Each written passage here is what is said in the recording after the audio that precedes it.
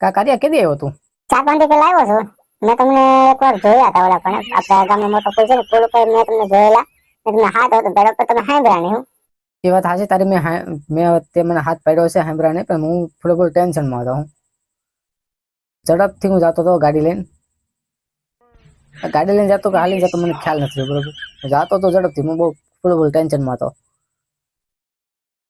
એવું હતું ભાઈ કાર્યા. એટલે એવું તો હું ટેન્શન હતું તમારે? તો તમે મેં હાથ પડ્યો તમે સાંભળ્યા નહીં, તમે કાહે કાઢ્યા કરતા. મારે તમને મળવું હતું, એક અગત્યની વાત તમને કરવી હતી, તમે ઉભા ન રહ્યા. મને કહેતો ખરા ટેન્શન શું હતું તમને? એમાં કાર્યા એવું નથી, પેલો ખીમજીભાઈનો છોકરો હોય ને લખલો, તો લખલાનું હોય ને નક્કી થઈ ગયું હતું ફાઇનલ. લખાનું ફાઇનલ નક્કી થઈ ગયું હતું અને લખાનું ફાઇનલ નક્કી થઈ ગયું અને લખાને હું કોઈને થયું ને તે જ્યાં હગાઈ કરી હતી ને એ ત્યાં ગયો તરત. અહીંયા કોઈને ઘરે ખબર નહીં. અમે અહીંયા ગોતા હોય તેથી તમે હાથ પડ્યો ને તે હાથ પડ્યો ને તે અમે ગોતતા હતા, એટલા ટેન્શનમાં હતા.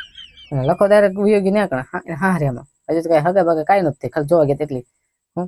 ને આજે છોકરી નંબર દીધો અને વાહે ફોન હતો આવી ગયો, તમારો છોકરો અફલકણો છે, ત્યાં કઈ નક્કી નથી થયું, કઈ છે ને કઈ વાત આવી તમારે કે તમારા છોકરી નંબર હોતો આપી એવો નંબર દઈ ગયો.